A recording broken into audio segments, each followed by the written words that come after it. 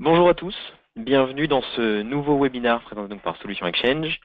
Ce nouveau webinaire intitulé Résister aux attaques de WannaCry. Comment protéger votre infrastructure IT contre les ransomware.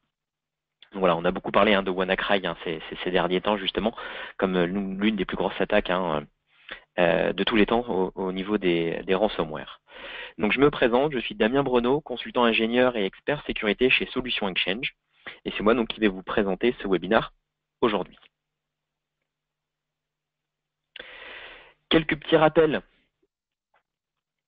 autour de GoToWebinar. Donc vous avez à peu près cette fenêtre qui va être présentée à vous. Pendant le webinar, donc il n'y a que moi qui vais pouvoir parler. Donc, vous allez devoir m'écouter. Mais n'hésitez pas à poser des questions pendant le webinar. N'attendez pas la fin pour les poser. Vous pouvez très bien au fur et à mesure de ce webinaire poser les différentes questions et j'y répondrai justement à la fin. À la fin du webinaire, on gardera quelques minutes pour faire un question-réponse et répondre aux différentes questions qui pourraient être posées pendant ce webinaire. L'agenda du webinaire d'aujourd'hui. Première étape, l'évolution des ransomware. On va faire un petit historique des différents ransomware au fil du temps et quelles ont été leurs différentes évolutions. Qu'est-ce que WannaCry, dont on a beaucoup parlé ces derniers temps. Comment vous préparer à vous défendre justement contre ces ransomware et aussi ces ransomware de type WannaCry qui sont d'un niveau vraiment très élevé. Nous passerons par une rapide démonstration de Netrix Auditor pour vous démontrer comment il va pouvoir vous aider dans cette lutte pour vous préparer justement contre ces différents ransomware. Et on passera sur la partie questions-réponses où je répondrai aux différentes questions que vous m'aurez posées pendant ce webinaire. Commençons donc avec cette première étape, l'évolution des ransomware. Donc tout le monde a déjà entendu et tout le temps donc les ransomware. Les ransomware sont partout.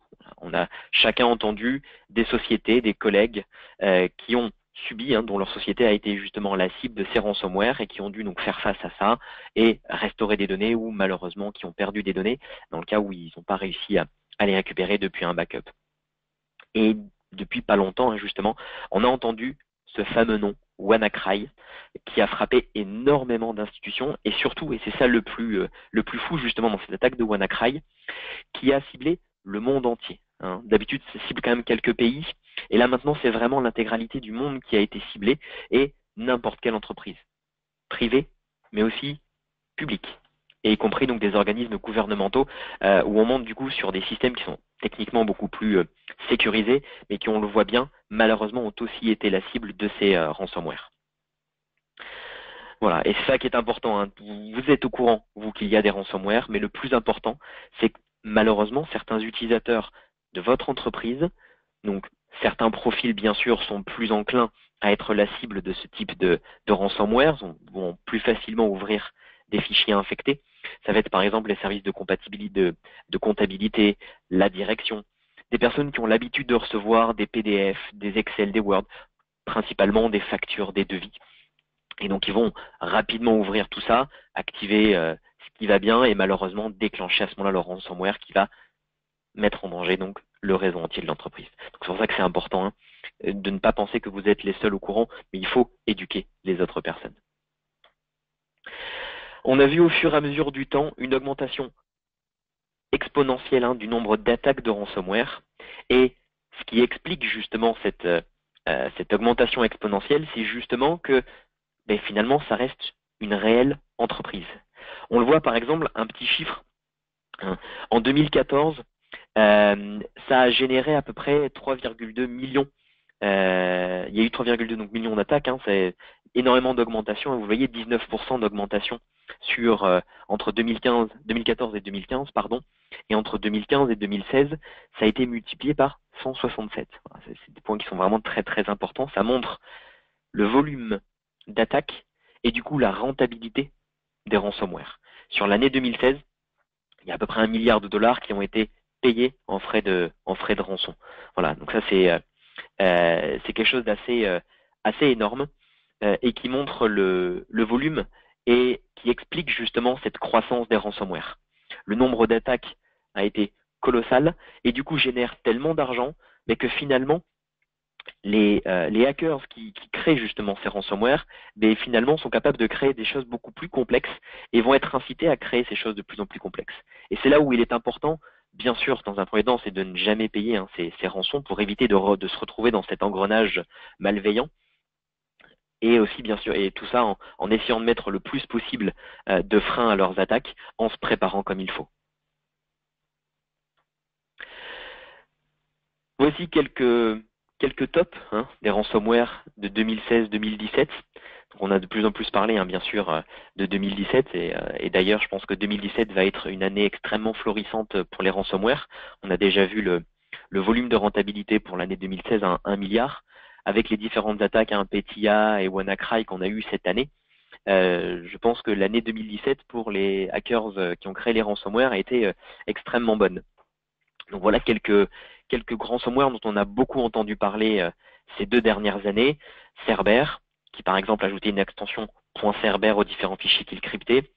Loki, donc celui-là qui a vraiment défrayé les chroniques parce que c'était vraiment le premier à se disperser dans beaucoup de sociétés, donc qui était livré par l'intermédiaire d'email qui contenait du JavaScript. Killdisk, qui était fonctionnel sur Windows et sur Linux, un ransomware assez non courant, puisque peu de ransomware en général ciblaient les environnements Linux, donc là c'était un des premiers à le faire.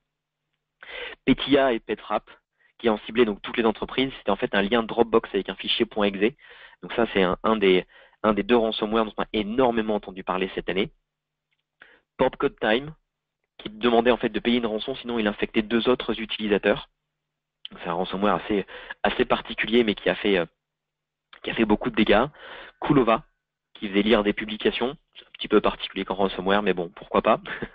Spora, qui était un des premiers ransomware en tant que service. Et c'est ce qui, justement, a élargi encore plus les capacités de ces produits. C'est d'avoir maintenant, comme les services cloud qui sont fournis aux entreprises, des ransomware en mode cloud. Je vais lancer un petit sondage, rapidement, pour vous faire un petit peu participer justement autour de ces ransomware. Avec ce premier questionnaire, avez-vous déjà été victime d'un ransomware? Donc oui, non. Ou oui, victime aussi de WannaCry. Si jamais vous avez été ciblé plus particulièrement par WannaCry, qui est notre sujet d'aujourd'hui. Voilà, donc on va laisser quelques secondes pour que tout le monde puisse ait le temps de voter. Je vois que quelques personnes ont été ciblées principalement par WannaCry.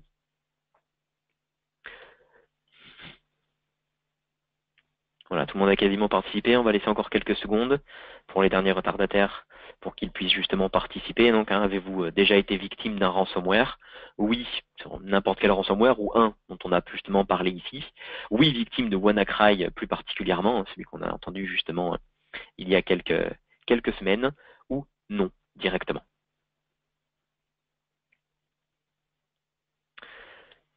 Voilà, je vais fermer, tout le monde a participé. Je vais clôturer donc ce sondage. Hop. Et je vais vous partager même le résultat, vous allez voir. Donc, beaucoup de sociétés ont déjà été victimes de ransomware, 70% à peu près du panel de participants d'aujourd'hui, dont une partie, 10%, qui ont été spécifiquement ciblés par WannaCry, et 30% qui n'ont pas encore été la cible, ou j'espère qu'ils ne seront jamais la cible de ransomware. Donc on va voir au fur et à mesure de ce webinaire. Donc ça se trouve, les sociétés ont réussi à échapper justement à ces ransomware ou ont mis en place toutes les solutions pour ne pas être la cible justement de ces ransomware. Voilà. On reprend le cours du webinaire. Décodeur disponible. Voilà. C'est aussi, heureusement pour nous, il y a des black hats, les hackers qui sont là pour être des cybercriminels, créer justement ces ransomware, faire de l'argent avec tout ça. Et heureusement pour nous, il y a aussi des white hats. Donc ces hackers qui sont bons et qui sont là pour nous aider justement à lutter contre tous ces virus, ces ransomware, en développant du coup des outils qui permettent de décoder les cryptages qui ont été faits par les différents ransomware qui sont présents sur le marché. Donc là, quelques exemples, par exemple, c'est un site un public disponible pour tout le monde, nomoreransom.org, qui met à disposition tout un ensemble d'outils pour vous aider à décrypter les fichiers qui auraient été codés justement par ces différents ransomware. Donc bien sûr, ceci était parrainé par le Centre européen de cybercriminalité, mais aussi par beaucoup des grands noms des antivirus mondiaux, Polity, Kaspersky Lab, dont on sait qu'ils sont extrêmement actifs justement dans cette lutte. Kaspersky de lui-même aussi fournit beaucoup d'outils pour vous aider à décrypter les outils, et bien sûr Intel Security. Donc voilà quelques ransomware pour lesquels ils ont réussi à développer des décrypteurs, Crazy, Smartjox, Polyglot, Wildfire, Chimera, Tesla Crypt qu'on a beaucoup entendu, ainsi que d'autres. Mais malheureusement, vous avez vu je reviens toujours là-dessus, mais vous avez vu cette rentabilité justement au niveau des ransomware, c'est-à-dire que beaucoup de gens payent, et ça génère énormément de chiffre d'affaires, ce qui fait que du coup, ça rend le travail pour ces différents ces différents hackers justement qui sont bons, qui sont là pour nous aider, ainsi que ces différentes sociétés comme Kaspersky, Intel Security et Polity, pour nous aider à décrypter ces fichiers sans avoir à payer, puisque comme ça génère énormément d'argent, ça leur permet de pouvoir prendre leur temps et surtout de pouvoir engager d'autres personnes pour développer toujours des cryptages encore plus puissants et beaucoup plus difficiles à casser. Et c'est ce qui fait d'ailleurs malheureusement que à l'heure actuelle, il n'y a toujours pas de décrypteur pour le ransomware WannaCry. Donc c'est vrai que c'est quelque chose d'assez problématique. Donc pour le coup, pour ce ransomware-là, qui est vraiment très très haut niveau, on n'a que deux choix, c'est ceux qui veulent payer, ce qu'il ne faut pas faire parce qu'on rentre dans cet engrenage, et perdre ces fichiers et du coup les restaurer depuis un backup. WannaCry, que s'est-il passé? Donc pour ceux qui, heureusement pour vous, n'ont pas été la cible de WannaCry, voilà ce qui se présente sur les postes de l'utilisateur qui a malheureusement été infecté par WannaCry. Donc petite histoire, WannaCry bien sûr a été devenu le pire des ransomware de l'histoire, puisqu'il a ciblé des milliers et des milliers d'ordinateurs dans le monde entier. Voilà. C'est surtout ça sa force, c'est d'avoir été capable de se disperser, de se propager à une vitesse colossale et dans énormément de pays différents. Donc ça a été le 23 mai 2017 qu'il a infecté au total plus de 230 000 ordinateurs dans 150 pays différents. Avec des cibles privilégiées qui ont été la Russie, l'Ukraine, l'Inde, Taïwan et l'Espagne. Voilà. Pour vous faire un petit historique justement autour de WannaCry. Et surtout, en fait, ce qui a fait énormément parler d'elle, c'est qu'elle a affecté des particuliers, des entreprises, mais aussi de très grandes sociétés qui normalement ont des systèmes de sécurité très avancés. Donc on parle par exemple de la Deutsche Bahn, mais aussi de Renault, pour nous en France. Renault, quelques usines Renault ont justement été la cible de WannaCry, donc c'est pour ça qu'on a aussi beaucoup parlé de tout ça. Des organismes publics, comme les organisations de soins et de santé, et des organismes fédéraux en Grande-Bretagne, par exemple, ministère des Affaires intérieures, le Service national de santé de Grande-Bretagne, et des choses comme ça qui ont été malheureusement la cible de WannaCry. Comment fonctionne WannaCry? On va rentrer un petit peu plus dans le détail de ce ransomware qui est assez puissant. Donc il utilise Eternal Blue. Petite historique autour d'Eternal Blue. En fait, c'est un exploit qui, vous voyez pas, je fais des guillemets, qui aurait été mis au point par la NSA et qui a été donc révélé et publié en avril 2017 par un groupe de hackers qui s'appelait les Shadow Brokers. Voilà, le but, c'était donc cet exploit utilise en fait une vulnérabilité du protocole SMB sur Windows qui permettait donc justement l'utilisation donc d'exploits comme ça et donc de pouvoir déclencher un ransomware. Donc WannaCry fonctionne en se basant sur cet exploit Eternal Blue en utilisant du coup une vulnérabilité du système de fichiers Microsoft Windows, le SMB v1. Il cible bien sûr les Windows qui sont non protégés, qui utilisent toujours du SMB v1. La rançon, c'est $300, bien sûr en bitcoins. Et donc voilà un petit peu comment fonctionne justement donc ce CryptoLocker. Voilà, c'est ce qui fait du coup sa force, c'est d'être aussi puissant et de pouvoir utiliser malheureusement tout un ensemble de machines qui utilisent encore du SMB v1. Et là, malheureusement, c'est toutes les versions de Windows, de XP jusqu'à Windows 8. Donc WannaCry, comment fonctionne un petit peu encore une fois, ce ransomware? il a crypté les fichiers donc d'un utilisateur victime donc de ce ransomware, et il doit payer donc 300 $ en bitcoins pour avoir sa clé de déchiffrement. La victime a 3 jours pour payer cette rançon. Au-delà de ces 3 jours, le montant de la rançon est doublé. Et au bout des 7 jours, les fichiers sont directement supprimés. C'est ça qui est important et qui a fait que justement WannaCry a fait énormément de dégâts. C'est par ce système-là. Comment réduire les risques de WannaCry? Le premier, donc on l'a vu tout à l'heure, comme justement WannaCry utilise l'exploit Eternal Blue, qui se base donc sur le protocole SMB v1 pour lancer justement WannaCry, la première chose qu'il faut faire dans son environnement pour se protéger justement de ce type de ransomware, c'est de désactiver le SMB v1 sur les serveurs Windows. Donc là, on vous donne un petit exemple. Hein. Il suffit d'exécuter cette commande PowerShell sur les différents serveurs de fichiers. Remove Windows Features fs-smb1. Voilà. Ça permettra justement de désactiver cette problématique de SMB et donc de basculer sur les versions supérieures pour lesquelles l'exploit n'est pas fonctionnel. Petite remarque bien sûr, un redémarrage est nécessaire après l'exécution de cette commande. Vérifier, on le dit toujours, mais c'est vrai que c'est quelque chose d'important, de toujours appliquer tous les correctifs Microsoft et plus particulièrement celui qu'on a mis justement dans cette ransomware qui est plus spécifique ici, à la lutte contre WannaCry. Ajouter des règles dans l'antivirus pour empêcher la création d'extensions de type WNRY, qui est donc l'extension créée par les fichiers WannaCry. Ça permettra déjà de pouvoir extrêmement limiter les capacités de ce ransomware à justement créer des fichiers. Donc l'avantage, c'est de pouvoir mettre ça dans vos antivirus qui sont publiés partout logiquement sur votre environnement et qui vont verrouiller justement cette création de type de fichier.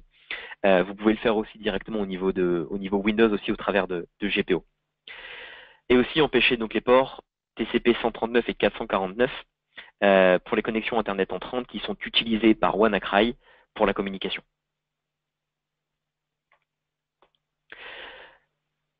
Spécifier les domaines en liste blanche pour arrêter ces attaques. Donc là, par exemple, il y a deux sites web qui sont utilisés par WannaCry pour arrêter l'attaque qu'elle a déclenchée. Il faut bien sûr éduquer les utilisateurs. Donc ça, c'est pas uniquement limité à WannaCry, hein, mais c'est plus globalement bon pour l'ensemble des ransomware, puisque ce sont les utilisateurs qui vont malheureusement déclencher ces ransomware. Donc c'est très important de leur expliquer cette menace et les dangers qu'elles font encourir justement à la société. Et aussi configurer justement des alertes de type de menace WannaCry ou pour les autres ransomware. Donc là, je vais vous montrer quelques exemples avec le produit justement Netrix Auditor qui va pouvoir vous aider dans cette lutte contre les ransomware. Autre information très intéressante à mettre en place justement dans l'environnement. On a quelques clients d'ailleurs qui ont mis déjà ça en place pour les aider dans la lutte contre ces ransomware. C'est créer ce qu'on appelle un honeypot, un pot de miel pour les ransomware, c'est-à-dire en fait un dossier partagé fictif dans lequel on va avoir tout un ensemble de fichiers non critiques pour la société, mais qui vont être la cible principale justement du ransomware. C'est qu'avant qu'il commence à s'attaquer au système de fichiers et aux partages qui sont importants pour la société, ils vont directement commencer par celui-ci. Et le temps que ce ransomware commence à crypter tous les fichiers qui sont présents dans ce honeypot, vous avez des systèmes d'alerte qui vont vous permettre de vous déclencher de cette information pour dire attention, il y a un ransomware qui est en cours de fonctionnement pour que vous puissiez le stopper net. Et donc du coup, qu'il n'ait simplement eu le temps que de crypter ces fichiers qui sont non sensibles, qui sont là justement pour le prendre au piège, et vous évitez d'avoir tout un ensemble d'informations sensibles qui sont justement cryptées. Donc là, un petit exemple pour créer un honeypot sur vos serveurs de fichiers, l'outil File Server Resource Manager, donc sur vos serveurs Windows, pour ceux qui utiliseraient des serveurs Windows pour gérer et créer leurs différents partages. Donc vous pouvez faire ça directement en créant un partage avec $1 devant pour faire un partage masqué pour que l'utilisateur n'aille rien faire dedans.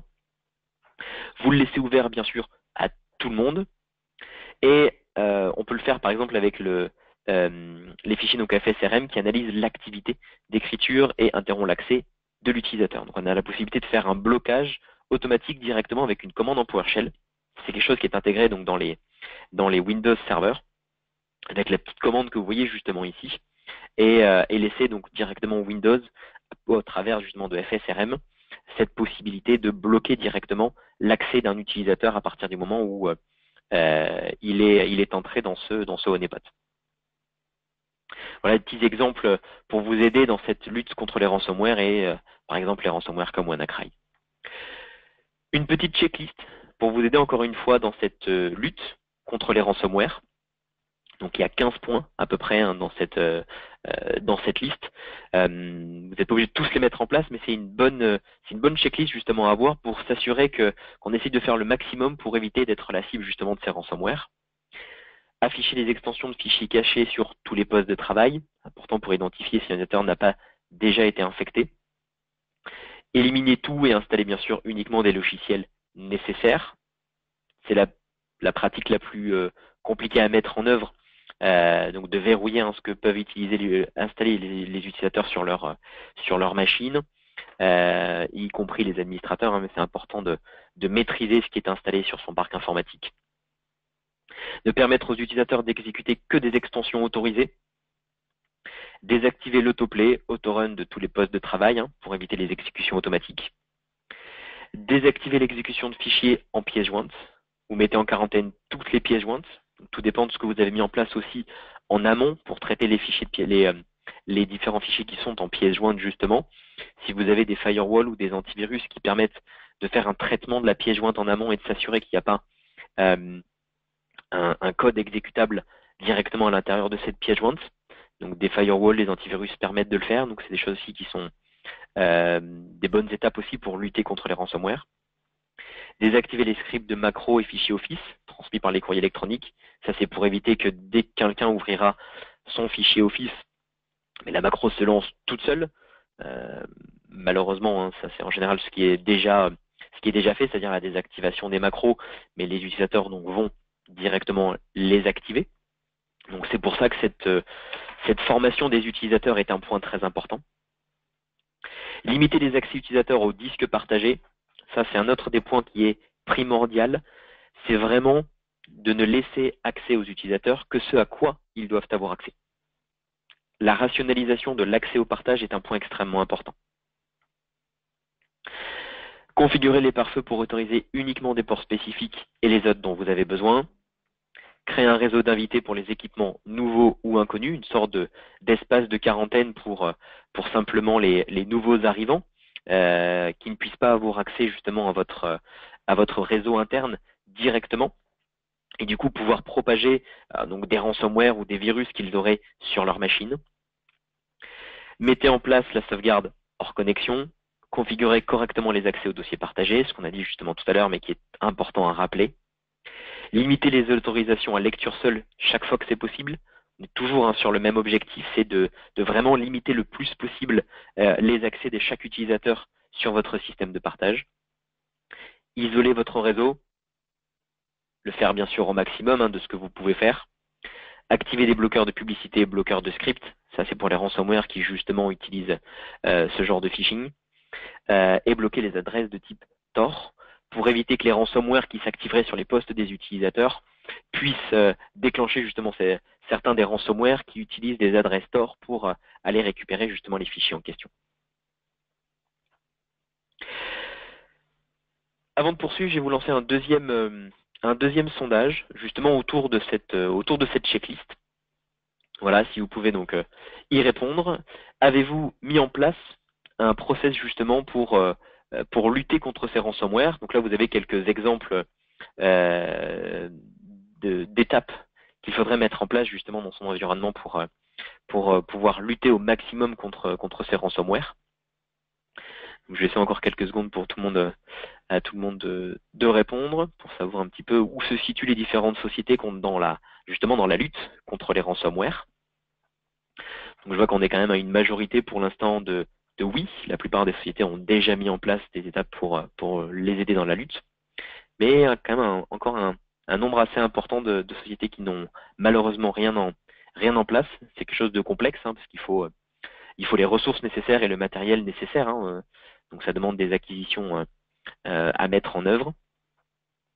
Justement, j'en parlais tout à l'heure, hein, comme des firewalls ou des antivirus qui permettent de faire en amont, par exemple, des vérifications de contenu des pièces jointes, voilà, ou des outils comme ça. Tout le monde a voté. On va pouvoir clôturer ce sondage. Je vais vous le partager encore une fois. Et donc, vous voyez, on est quand même à une majorité de sociétés qui ont déjà mis en place des étapes, hein, des process pour les aider à lutter contre les ransomware.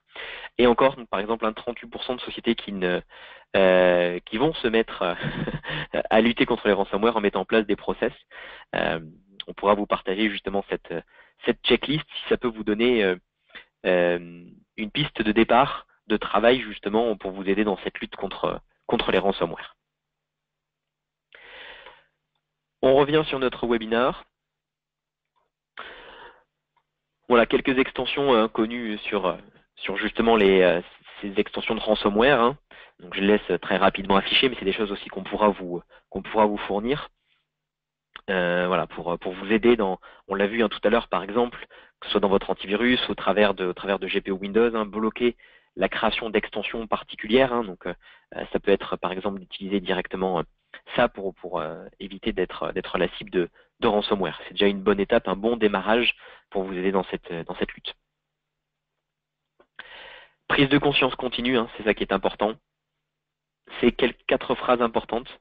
Sauvegarder, c'est le plus important bien sûr, parce que si vous êtes la cible d'un ransomware et que vous ne souhaitez pas payer, il faut pouvoir restaurer les fichiers qui ont été supprimés ou cryptés justement par le ransomware. Donc c'est là où il est important d'avoir toujours une sauvegarde interne et externalisée, hein, sécurisée. Installez bien sûr les derniers correctifs de mise à jour. Méfiez-vous des pseudo crypto ransomware en pop-up, hein, ce qu'on a dit, avoir des bloqueurs justement de pop-up. Et bien sûr, c'est la partie la plus importante puisque ce sont eux qui sont la cible et ce sont eux qui déclenchent finalement ces ransomware. Formez vos employés, vos cadres à être attentifs justement au type de pièce jointe, à ce qui leur est envoyé, de ne pas faire confiance à chaque fois aux mails qui vont être reçus, puisque malheureusement, beaucoup de ces pièces jointes peuvent contenir justement des ransomware ou cryptolockers. Un petit guide a été fait justement. Alors, j'aurais bien aimé vous partager un document. Vous avez un document donc qui est partagé justement sur cette partie-là. Je vous fournirai le document pour ceux qui sont intéressés. Hein. On pourra vous fournir un lien pour accéder à une documentation donc protection contre les crypto ransomware. Qui vous rappelle un petit peu ce que l'on a vu pendant ce webinaire, qui vous donne donc des étapes pour vous aider dans cette lutte, en vous rappelant de quoi est fait un ransomware, comment justement est-ce qu'il fonctionne, et ce qu'il faut mettre en place pour lutter contre ces ransomware.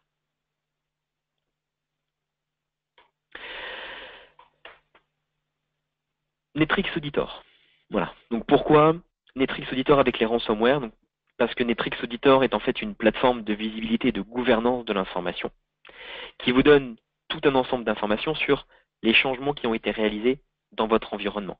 Donc, sur les parties justement lutte contre les ransomware, ça va être important d'identifier ce qui se passe sur vos serveurs de fichiers, avec les apparitions d'extensions particulières, des volumes de modifications importants qui ont été réalisés, de pouvoir aussi aller carrément en amont sur les postes des utilisateurs, pouvoir déceler des choses particulières qui pourraient être faites, liées justement à ces ransomware, pour lutter encore une fois, pour vous aider dans cette lutte contre les ransomware. On va passer rapidement sur une démonstration du produit Netrix Auditor, pour vous démontrer un petit peu comment est-ce que ça fonctionne et comment est-ce qu'il va justement pouvoir vous aider dans cette lutte contre les ransomware.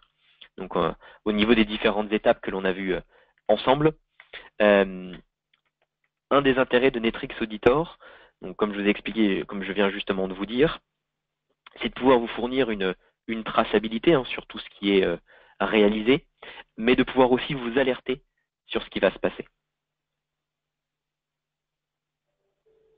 Voilà.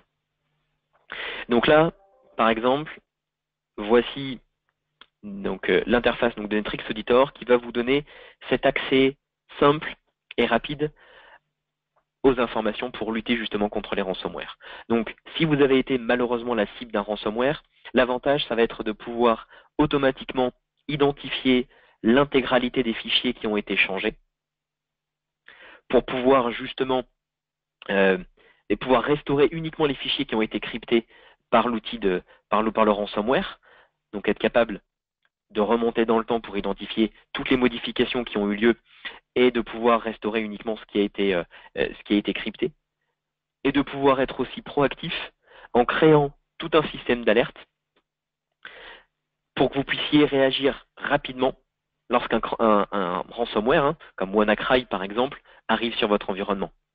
Ça peut être en amont, sur les postes des utilisateurs, lorsque par exemple un service est créé sur les machines des utilisateurs, donc être capable de recevoir une alerte automatiquement dès que ce type d'information-là, c'est-à-dire un service est créé sur un poste utilisateur, c'est quelque chose de louche, c'est important d'avoir une alerte pour pouvoir investiguer.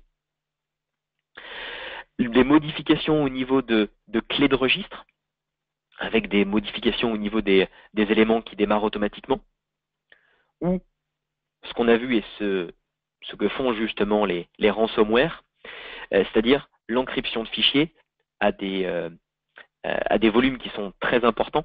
Et donc, c'est de pouvoir créer une alerte directement sur ces volumes d'activité, avec par exemple une modification de la plupart du temps ce que l'on va faire là-dessus pour lutter contre les ransomware, ça va être ce genre de choses. Être capable d'identifier dès que plus de 150 activités ont été faites en moins d'une minute sur les serveurs de fichiers. C'est quelque chose de très important et ça peut être justement la cible de ransomware. Donc c'est important de recevoir une alerte dès qu'il se passe ça, en ayant toutes les informations, c'est-à-dire qui a fait le changement, donc on aura le nom de cet utilisateur, mais aussi la machine depuis laquelle ce changement a été fait pour être capable d'identifier ce qu'on appelle le patient zéro, la machine qui a été infectée par ce ransomware, pour que vous puissiez justement réagir rapidement et faire ce qu'il faut pour lutter contre ce ransomware en déconnectant par exemple la machine du réseau.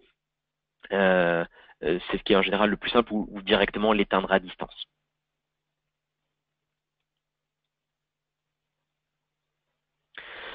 Voilà, on va repasser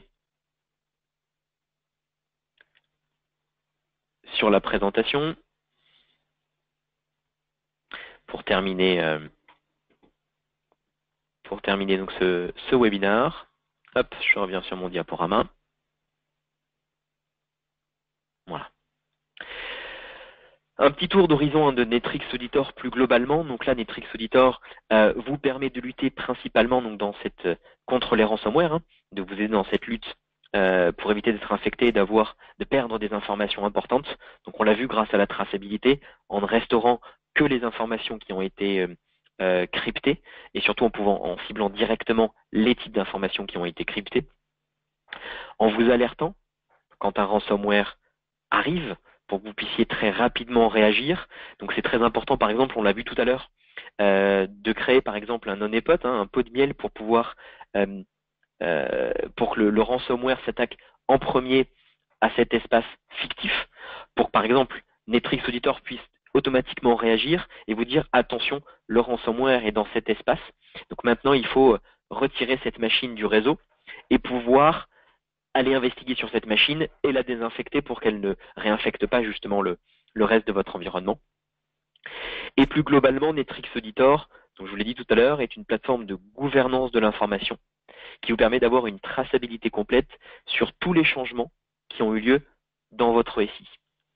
Parce que vous avez vu, il y a une couverture fonctionnelle donc très importante qui vous permet cette visibilité sur l'ensemble de votre environnement, quel qu'il soit, cloud, avec la partie Azure Active Directory, la brique Office 365, Exchange Online, SharePoint Online, OneDrive, plus tout ce que vous avez on-premise dans votre environnement, Active Directory, Exchange, Windows File Server, les BEMC, NetApp, SharePoint, SQL, Oracle, VMware, les serveurs et postes utilisateurs qui fonctionnent sous Windows, plus des API que vous avez la possibilité de connecter à la solution Netrix Auditor, qui se base sur le protocole RESTful, pour aller collecter des informations d'audit sur d'autres plateformes, d'autres applications, qui n'ont pas de modules qui sont directement établis par l'éditeur, mais que vous pouvez utiliser vous en interne et pour lesquels vous souhaiteriez centraliser ces informations dans Netrix Auditor et du coup de bénéficier de toute cette capacité de traçabilité, de recherche et surtout d'alerting,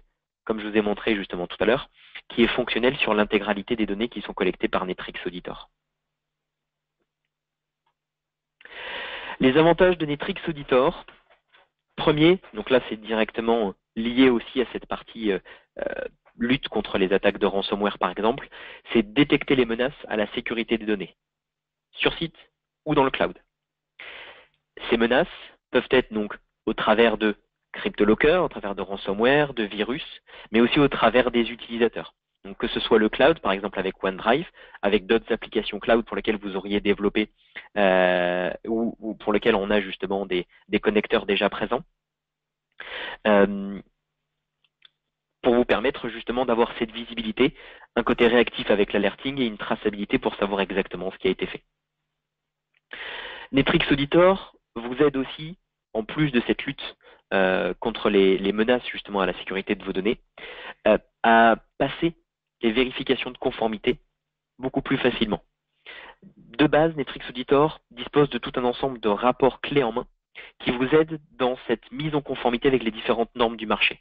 ISO 27001, PCI DSS, et plus particulièrement à l'heure actuelle, la GDPR. Donc il y a tout un ensemble de rapports qui vous aident à vous donner justement comme une checklist sur ce qu'il va falloir que vous fassiez pour vous mettre en conformité avec la GDPR.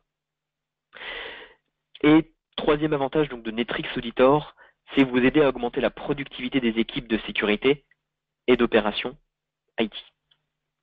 Tout ça grâce à une interface très intuitive, très visuelle et surtout des rapports clés en main qui vous donnent un accès simple à différentes questions qui sont du quotidien, plus un outil de recherche intuitif qui fonctionne un petit peu comme Google, c'est-à-dire à base de mots-clés, qui vous permet très facilement de pouvoir effectuer des recherches sur l'intégralité des données d'audit qui sont collectées par la solution Netrix Auditor, tout simplement à l'aide d'un mot-clé.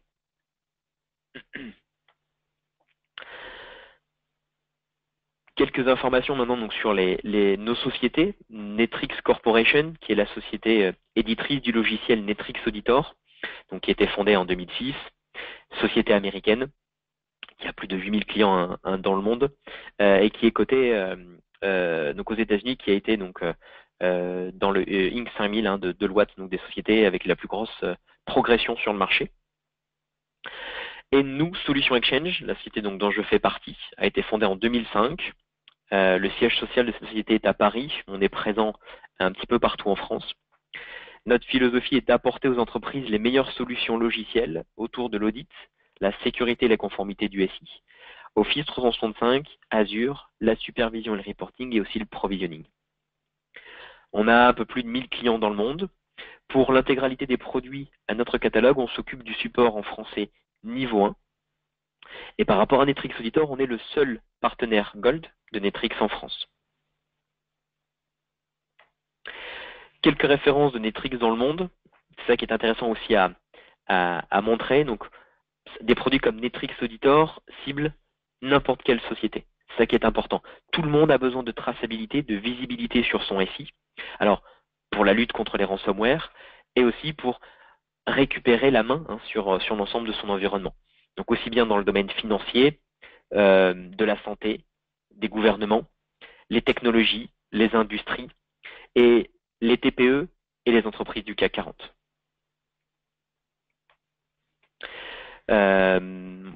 Quelques prix majeurs qui ont été qui ont récompensé la solution Netrix Auditor. Donc, beaucoup de magazines de sécurité qui ont mis la solution Netrix Auditor comme la meilleure solution donc, du marché pour la traçabilité et la gouvernance de l'information. Les prochaines étapes pour aller plus loin, si vous souhaitez en voir un petit peu plus justement sur le produit Netrix Auditor, sur comment est-ce qu'il va pouvoir vous aider plus particulièrement justement à lutter contre les ransomware, ou alors si vous souhaitez en voir un petit peu plus pour vous aider à avoir une meilleure visibilité sur votre environnement. Vous pouvez tester gratuitement le produit, l'installer dans votre environnement et le tester pendant 20 jours. On peut vous fournir un lien donc, vers ce qu'on appelle le test drive. c'est un environnement fictif qui est dans le cloud, hein, donc c'est un environnement de test produit par l'éditeur Netrix. On peut organiser, si vous le souhaitez, une démo en direct. Plutôt qu'un webinaire, on peut organiser une démonstration interactive avec un expert, donc Netrix Auditor de Solution Exchange. Et pour toute information complémentaire, que ce soit la démonstration en direct ou si vous avez d'autres questions, n'hésitez pas à contacter le département des ventes de Solution Exchange à l'adresse mail sales@solution-exchange.fr. On va vous mettre dans le chat, on va vous rappeler justement cette adresse mail pour que vous puissiez la voir directement dans le chat si vous avez besoin de poser d'autres questions. Merci pour votre attention à ce webinaire. On va passer maintenant sur les questions-réponses. On va regarder un petit peu les différentes questions qui ont été posées pendant ce webinaire. Et donc je vais essayer de répondre à toutes les questions. Il y en a beaucoup. Alors, quelle est la couverture fonctionnelle de Netrix Auditor? Donc on l'a vu justement tout à l'heure. Il y a tout un ensemble de modules qui sont déjà disponibles, plus globalement 12 modules, ce qu'on a vu justement tout à l'heure. Je vais revenir d'ailleurs sur ce slide. Voilà, qui représente donc les 12 modules qui sont présents dans Netrix Auditor. Mais la couverture fonctionnelle est encore plus étoffée puisque vous avez la possibilité d'intégrer des API pour pouvoir collecter des informations sur d'autres applications tiers. On a déjà des connecteurs qui sont développés et donc fonctionnels pour par exemple aller collecter des informations sur Amazon Web Services, sur les matériels Cisco, sur les serveurs Radius, voilà, des systèmes comme ça. Et derrière, vous avez la possibilité d'élargir encore plus la couverture fonctionnelle de Netrix Auditor en développant vous-même ou en faisant développer des connecteurs justement pour aller collecter ces informations.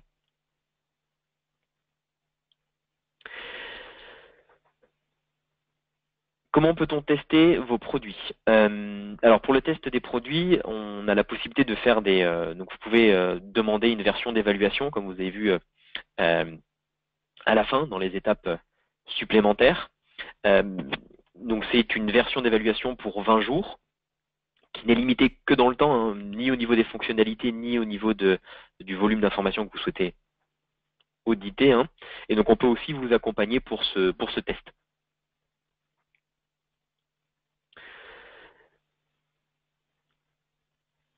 Alors, autre question.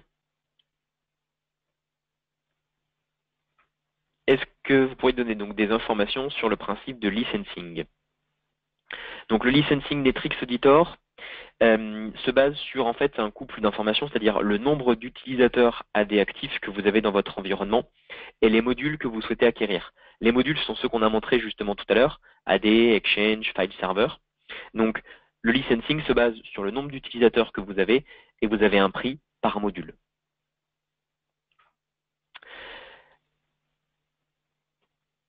Est-ce que vous accompagnez les sociétés pendant le test? Oui, si vous le souhaitez. On peut tout à fait vous accompagner pendant ce test. Vous pouvez être autonome pour ce test. La solution est vraiment simple à mettre en œuvre. Hein. Il suffit de quelques heures pour démarrer le test. Mais si vous le souhaitez, on a la possibilité de vous accompagner durant tout ce test pour voir avec vous comment elle peut répondre au mieux à vos problématiques internes, parce que vous avez vu, un Netrix Auditor a beaucoup de capacités pour vous aider justement dans cette visibilité. Plusieurs questions justement sur le coût par licence et par module. Donc ça, vous inquiétez pas, les questions sont posées, sont enregistrées. Hein, donc on va revenir vers vous en vous donnant quelques exemples pour le coût des licences, pour vous donner quelques idées de coûts. Mais c'est ça la grande force de ce produit Netrix Auditor, c'est que c'est une solution qui est extrêmement complète, à savoir que l'alerting, par exemple, dont on a parlé, n'est pas une option, hein, donc c'est pas un coût supplémentaire au niveau de vos licences, c'est pas un module à part, c'est complètement intégré à la solution, et c'est ce qui fait justement sa force. C'est de pouvoir bénéficier de ce système d'alerting temps réel pour chaque module que vous allez acquérir, ou pour chaque connecteur que vous allez développer pour aller collecter les informations sur des applications tierces. C'est ça vraiment la grande force de ce produit. D'autres questions, il y a plusieurs autres questions. Je vais regarder celles qui sont un petit peu récurrentes.